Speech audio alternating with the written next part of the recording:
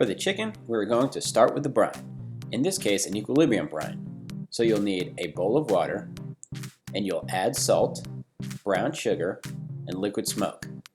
Then I mix it all together and add baking soda while stirring it so it doesn't clump up in the brine. Baking soda is going to increase the water holding capacity of the chicken after it's brined and cooked. Next, you'll want to get another bowl and line it with a food-grade plastic bag and place the chicken inside. Here I'm going to use a 2-ounce stainless steel brine injector with a perforated needle to inject the bird. So the idea is to pump brine into each section of the chicken, meaning the leg, thigh, wings, and breast. Also be super careful not to pierce the bag.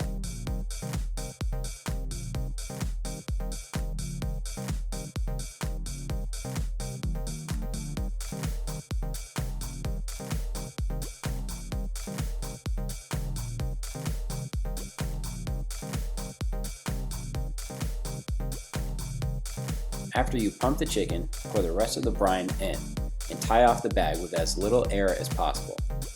This is going to help keep the chicken completely submerged in the brine and closed off so it won't leak and make a mess in the refrigerator.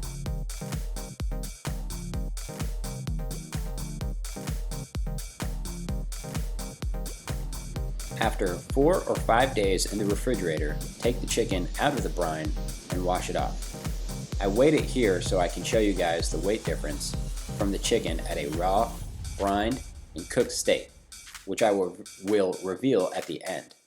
So after you wash the chicken, pat it dry of excess water. Next, cut a piece of butcher twine around 24 inches to truss the chicken.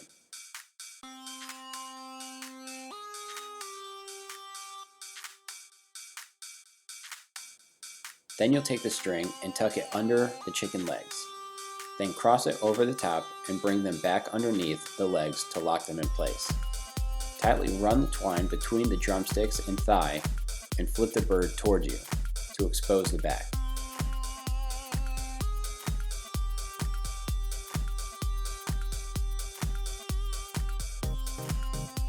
Bring the twine over the wings and tie a lock knot on the back.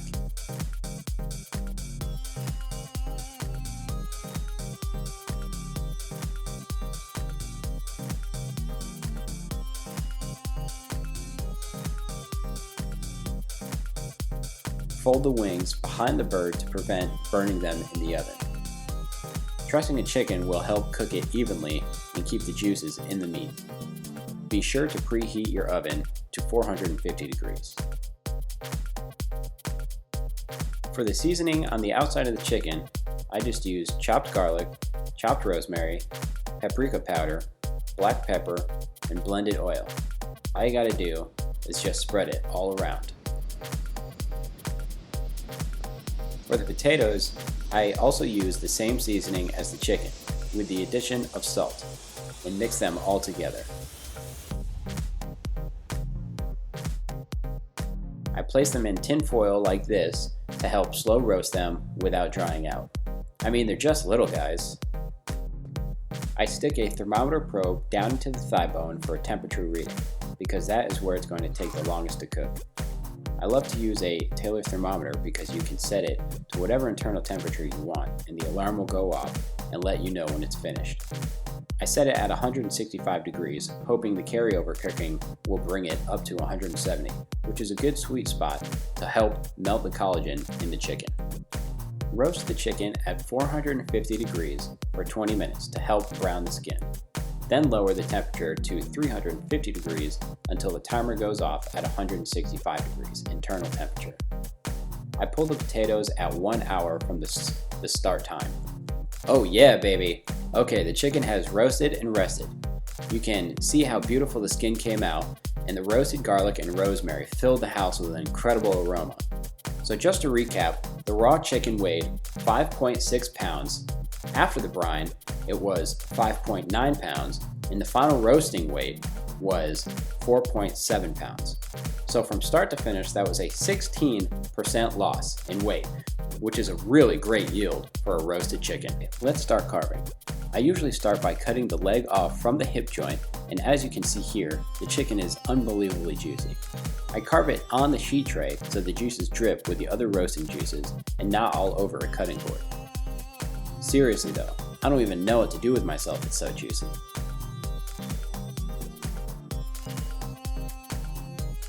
Then I'll just follow the breastbone down the middle till my knife hits the breastplate. As you see here, I can pretty much just shovel the chicken breast off the bone, it's that tender.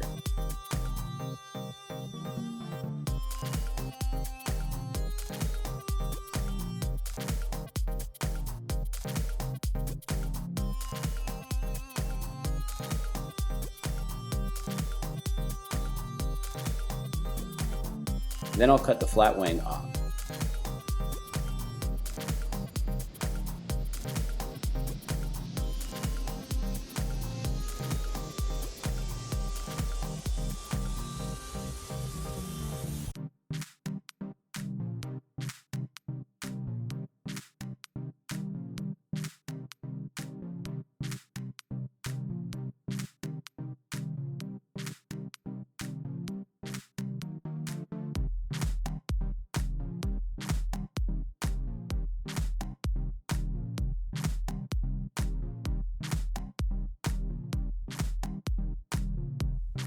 To plate the chicken, you can cut the drumstick from the thigh and slice the breast. Now this would have been an opportune moment to pour the roasting juices over the chicken, but I simply forgot.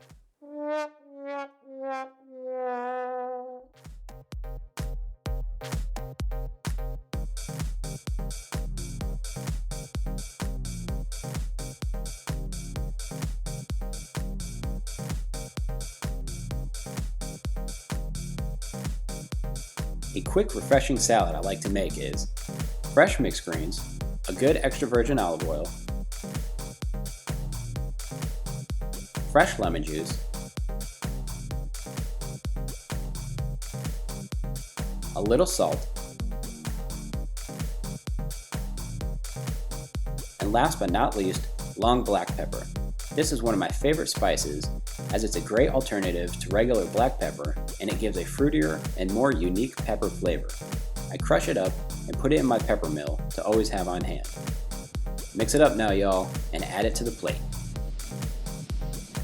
Here you have it guys, brined and roasted chicken with multicolored potatoes, spring salad, pan-seared lemon, and toasted bread. Thank you so much for watching and don't forget to like and subscribe.